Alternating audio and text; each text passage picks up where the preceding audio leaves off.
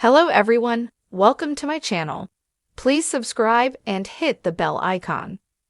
Joan Vassos reveals Gerry's divorce wasn't just about location. The Golden Bachelorette star, Joan Vassos acknowledges many challenges with dating at her age. While she isn't going to give up her family, she understands some compromises need to happen. However, while discussing those negotiations, she reveals Golden Bachelor Gerry Turner and Theresa divorce wasn't just about location. Gerry Turner and Theresa weren't meant to be. Although the Golden Bachelorette, Joan Vassos has clearly said she isn't interested in moving away from her family, she is still open to dating someone from a distance. Undoubtedly, Joan learned from Gerry Turner and Theresa experience. Since they both have established families they are close to, they said that location became an issue. Sadly, after a speedy wedding, the couple divorced just 3 months later. But Joan is considering that issue when going through her journey to find love again. Joan Vassos understands she will need to compromise. After Joan Vassos' one-on-one date with Chalk Chapel, the issue of distance was brought up in an interview with Glamour. Since Joan lives in Maryland and Chalk lives in Kansas, if they continue to hit it off, then location is a big piece to the puzzle. When the subject came up, Joan said she had spent time thinking about the challenge of living and having a family in different states. She says, "You can't ask anybody to give up something that important. You have to compromise in other ways, which is making a bigger effort on each of your parts to see each other and maybe figure out another home where everybody comes to see each other sometimes." Previously, she has talked about meeting in the middle, by resolving to pick the most important events to attend with each other's families, but finding solace in the idea they will have time apart. Admittedly, Joan says that dating at her age is hard. Joan Vassos reveals Gerry's divorce wasn't just about location. During the interview, they joked about having an airline sponsorship to make the travel back and forth easier across the country. Undeniably, it seems like a perfect match for Bachelor Nation to partner with an airline and promote the ease of finding love away from home. Furthermore, the interviewer talks about how their locations were the big pitfall for Gerry Turner and Theresa who live in Indiana and New Jersey. Laughingly, Joan Vassos calls them out. She says, "I know, come on. What's the big deal? Get on Southwest Airlines." But she divulges, but there were bigger problems there. Joan alludes to Gerry and Theresa having unresolvable issues that didn't solely include the location problem that was stated. Although she didn't completely spill the tea, she gave enough information for Golden Bachelor fans to connect the dots, confirming there is more to their divorce than they vocalized. Undoubtedly, Joan understands that her relationship will require sacrifices with the time spent together with a new man. Joan Vassos sat at the edge of her bed, the glow of the morning sun filtering through the curtains, casting soft shadows on the hardwood floor.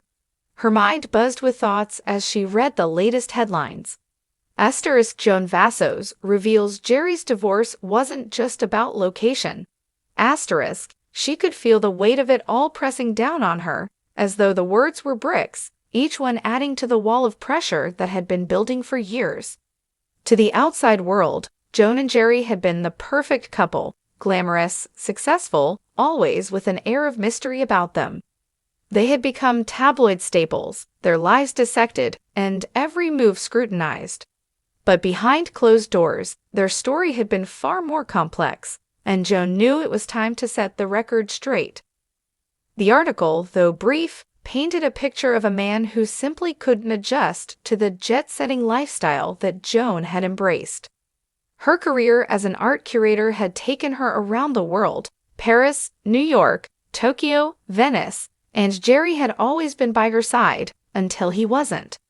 The narrative was easy, palatable for the public, a marriage that couldn't survive the strain of distance.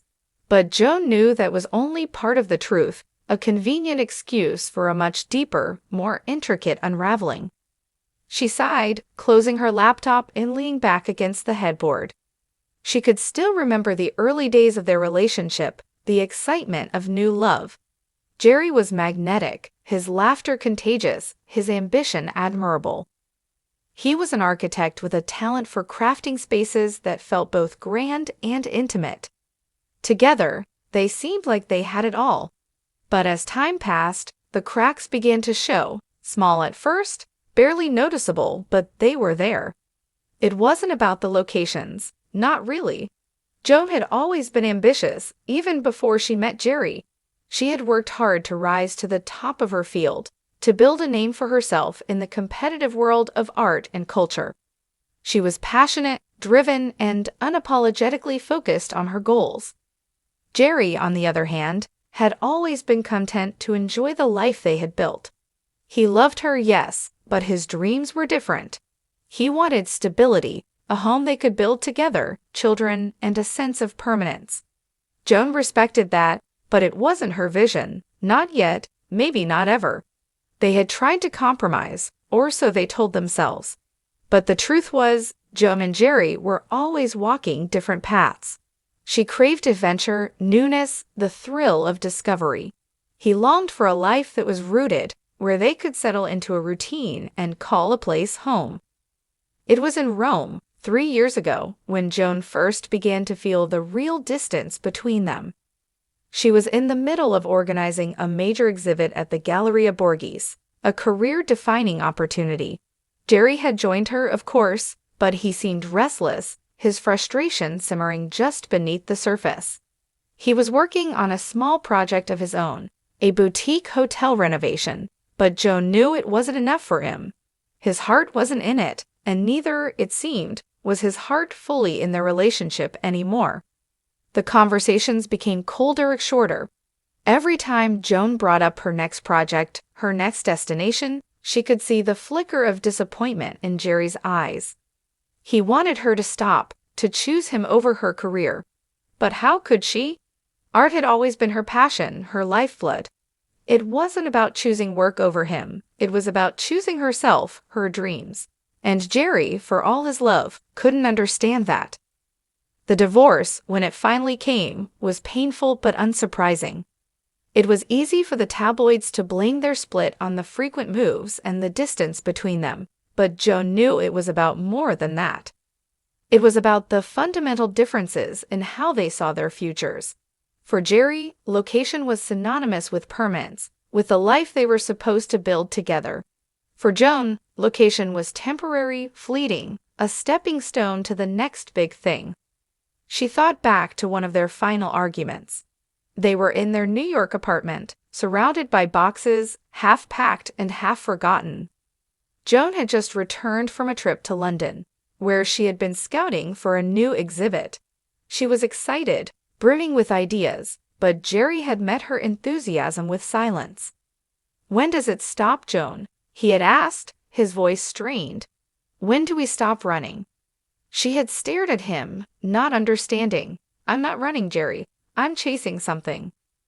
"That's the problem," he had said softly, looking down at his hands. "I'm not. I stopped chasing a long time ago." That was the moment she knew, deep down, that their paths had diverged too far to ever realign. They loved each other, but love wasn't always enough. Sometimes, people grew in different directions, and no amount of compromise could bridge the gap.